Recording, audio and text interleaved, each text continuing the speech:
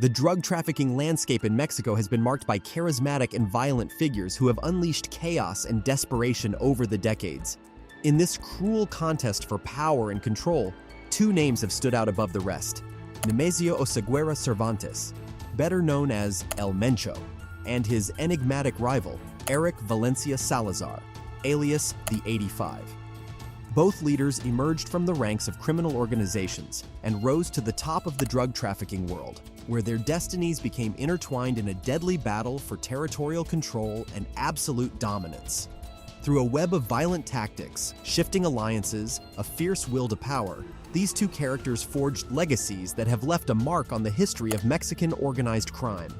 The story of the rise and fall of El Mencho, who was the enigmatic leader of the CJNG, has been woven with an intriguing combination of power, ruthless violence, and an influence that extends beyond the borders of Mexico. How did El Mencho manage to stay at the top for so long despite its rivals? What events and alliances led him to become one of the most feared figures in modern drug trafficking history? As their rule spread, how did their rule affect the social and political dynamics of Mexico? Although his position seemed unshakable, what were the key factors that ultimately led to your inevitable descent into the world of crime? Stay and accompany us to find out on this journey through the enigma of drug trafficking and the stories behind the rise of one of the heaviest names in the underworld. Let's learn how he forged himself with rivals and how he handled the situation until his absolute descent. Without further ado, let's get started. Let's start with the beginnings of Mencho, knowing how he made his way to being one of the most feared entities in the world of drug trafficking. The story of Nemesio Oseguera Cervantes, better known as El Mencho, is a complex and dark story that has made him one of the most feared and wanted drug traffickers of the modern era. Born in Aguililla, Michoacán, Mexico, in the late 1960s, his modest childhood in a humble family marked the beginning of a path that would take him to the highest levels of the world of drug trafficking. The first indications of El Mencho's involvement in organized crime date back to the early 1990s, when he joined a small criminal group in Michoacán. He eventually moved to the United States, where he became involved in drug trafficking activities. He was arrested in California in 1992 and sentenced to 3 years in prison on drug charges. However, his time in prison did not take him away from the world of drug trafficking. Instead, he strengthened his connections and his reputation as a capable and ruthless man. At his return to Mexico, El Mencho became involved with the Jalisco New Generation Cartel, CJNG, an emerging criminal organization that was gaining strength in the Mexican drug trafficking landscape. His rise within this organization was rapid and violent. The CJNG was characterized by its brutality and its willingness to carry out daring attacks against rival cartels and Mexican security forces. Under El Mencho's leadership, the CJNG grew rapidly in power and reach. The CJNG, under the direction of El Mencho, became one of the most dangerous cartels in Mexico. Its influence extended across numerous Mexican states, and it also had operations in other countries. It used violent tactics to eliminate competitors and expand its territorial control. Additionally, he had significant capacity to traffic drugs, including methamphetamines and fentanyl, which brought him enormous profits. 2015 marked an important milestone in El Mencho's criminal career. The Mexican authorities carried out a successful operation in which they managed to capture to his son, Ruben Oseguera Gonzalez, alias the Menchito. This arrest triggered a wave of violence by the CJNG, resulting in a climate of insecurity and terror in several regions of Mexico. The CJNG's violent fight was not limited only to rival cartels and law enforcement. It was also characterized by violent clashes with other organized crime groups and a series of kidnappings and extortions. His dominance spread both in Mexico and abroad, and local and international law enforcement intensified their efforts to capture El Mencho. Despite the efforts of the authorities, he managed to evade capture for years, which made him one of the most wanted criminals in Mexico and the United States. The United States Drug Enforcement Administration, DEA, offered a $1 million reward for information leading to his arrest. His influence and violence continued to spread until finally, in February 2020, it was reported that El Mencho had been arrested in Mexico. The arrest was brief. However, as authorities released him for reasons still unknown, the history of El Mencho remains a mystery in many aspects, but its legacy is marked by violence, drug trafficking, and impunity.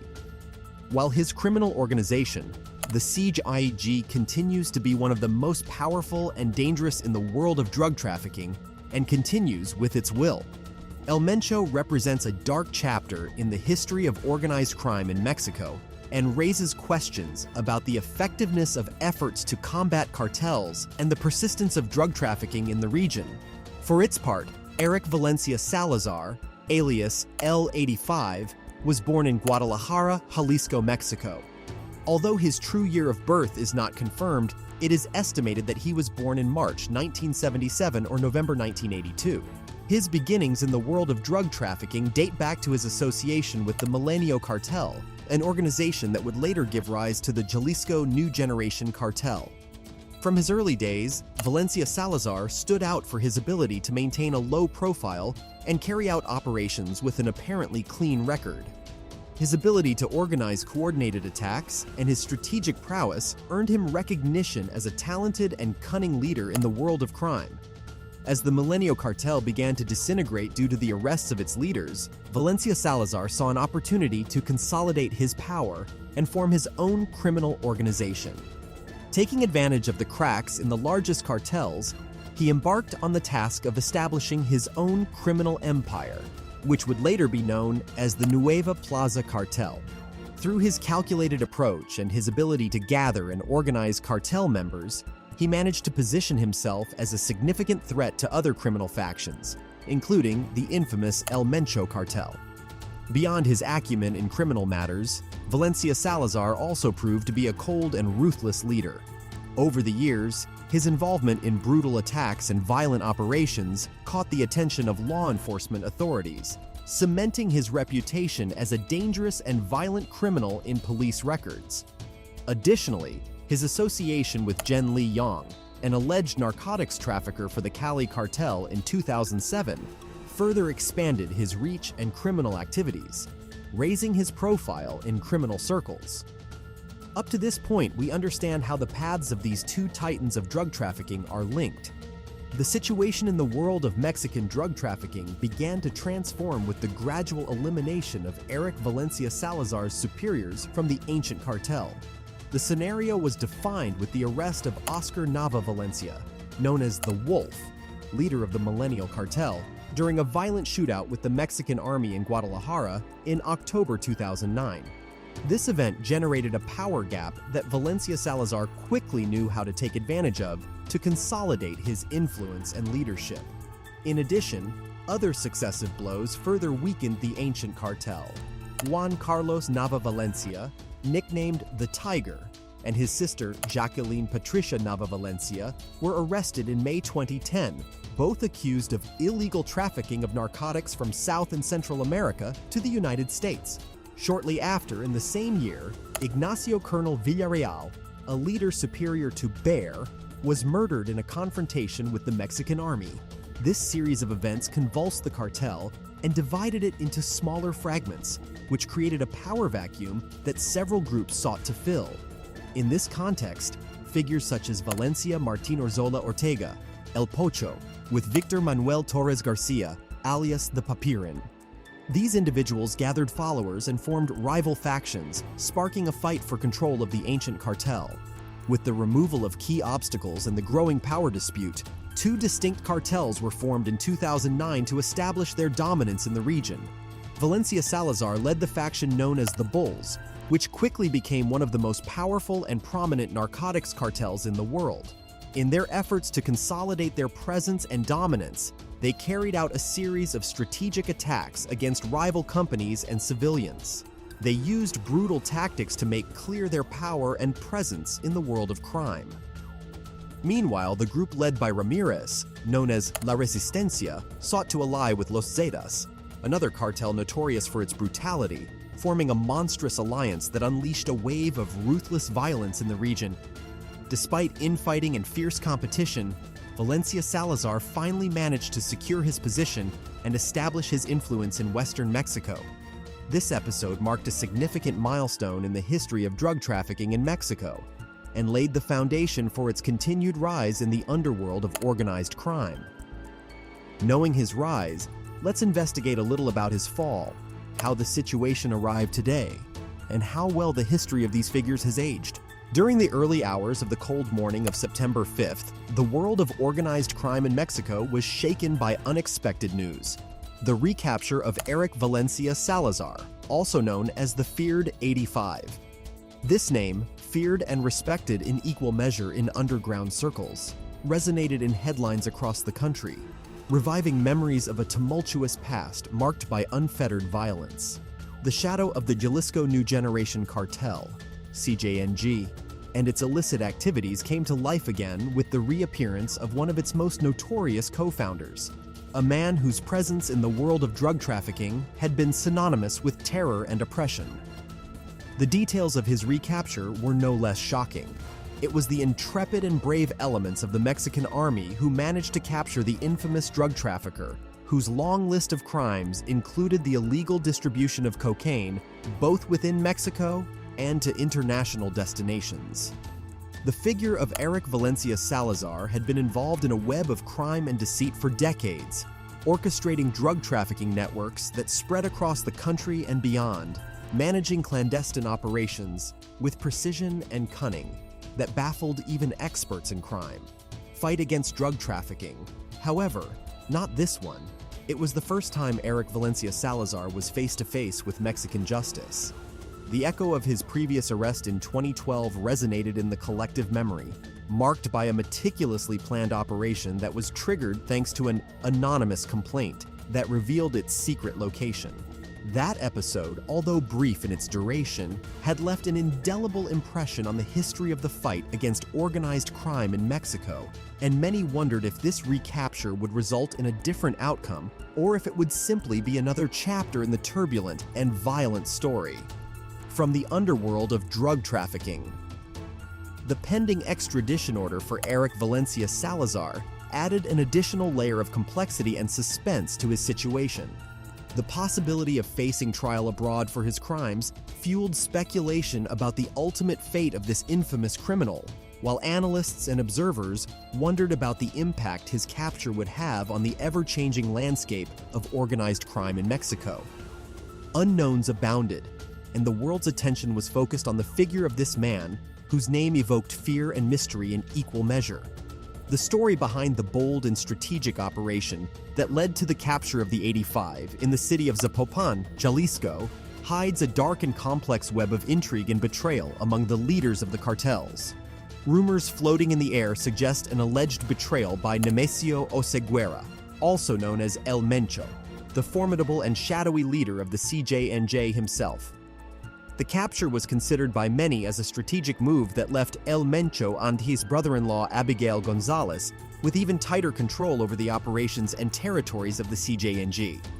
Despite the accusations surrounding the capture of Eric Valencia Salazar, the plot thickens even more when considering the legal aspects and the vicissitudes of the judicial process that involved him. The defenders of the then-imprisoned man have repeatedly argued that his detention was plagued by violations of due process and a notable lack of solid evidence that linked him directly to the crimes he was accused of. Procedural deficiencies and suspicions of irregularities in the procedure became central arguments presented by a supervisory judge, whose concerns resonated powerfully in the corridors of the Mexican justice system.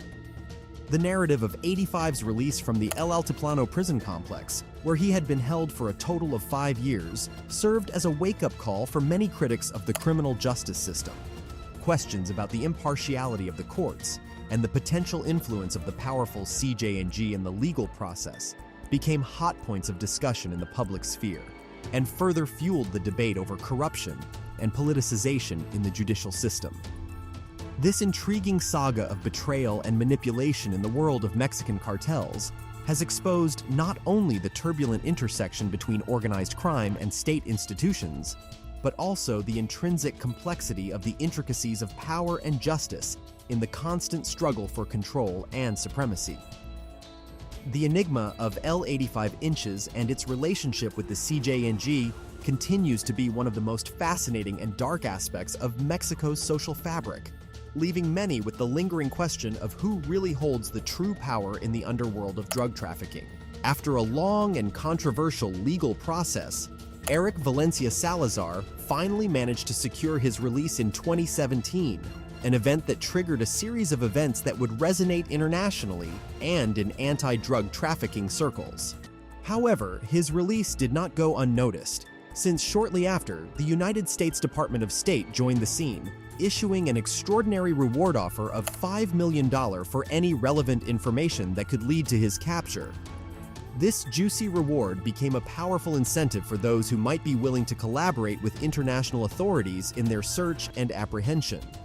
The offer of this reward, coming from one of the most prominent agencies of the US government, underscored the seriousness of the accusations and crimes charged against Valencia Salazar, as well as the strategic importance of his capture in the broader context of the fight against crime, drug trafficking, and regional security. The decision to offer such a significant amount of money reflected the determination of US authorities to dismantle transnational criminal networks, such as the CJNG, and bring those responsible to justice. The high reward figure not only underscored the magnitude of the crimes allegedly committed by Eric Valencia Salazar, but also served as an ominous reminder of the ability and resolve of the United States to relentlessly pursue cartel leaders and operatives of drugs that represent a threat to regional stability and security. The offer of the reward was not only seen as an impetus for the pursuit of justice, but also as a call for international cooperation in the fight against organized crime and drug trafficking, pointing out the need for a collaborative and coordinated approach between nations in the fight against this global scourge. The tumultuous and bloody history of the leaders of Mexico's drug cartels, specifically Nemesio Oseguera Cervantes, alias El Mencho, and Eric Valencia Salazar, known as L85, has been a saga of intrigue, betrayal, and violence. Ruthless. Both characters have left a legacy of terror and destabilization in the country, unleashing cartel wars that have affected countless communities and cost countless innocent lives. The rise and fall of Mencho, once the supreme leader of the powerful CJNG, is marked by his excessive thirst for power, brutal strategies, and shifting alliances. Despite his devastating impact on Mexico and beyond, his reign came to a tragic end with his death, which marked the end of an era of terror and unchecked violence. On the other hand, the recapture of Eric Valencia Salazar reveals the persistence of the fight against organized crime in Mexico. Although their imprisonment may have provided a momentary respite for the nation, the ever-evolving nature of the drug cartels suggests that these leaders' legacy of violence and crime transcends their own physical existence. The future of the fight against drug trafficking in Mexico remains uncertain, as other criminal leaders and organizations seek to fill the void left by these powerful figures. The need for profound reforms in law enforcement and international cooperation has become more pressing than ever in order to effectively address the complex network of organized crime that continues to affect the region. The hope for a safer and more peaceful future for Mexico and its citizens lies in the ability of authorities to stop the violence and effectively dismantle the power structures of these cartels, while continuing to protect human rights and the integrity of the rule of law. What was the impact of the rivalry between El Mencho and L85 on the overall dynamics of drug cartels in Mexico, and how did it affect local communities? What was the role of alliances and rivalries with other cartels in the rise and fall of El Mencho, and how did these relationships change throughout his reign in the world of drug trafficking? What is the legacy of El Mencho in the drug trafficking scene? What was the last pact of 85 with Mencho? Let us know what you think in the comments, and hit the notification bell to stay up to date with the latest happenings in this enigmatic underworld. Until next time.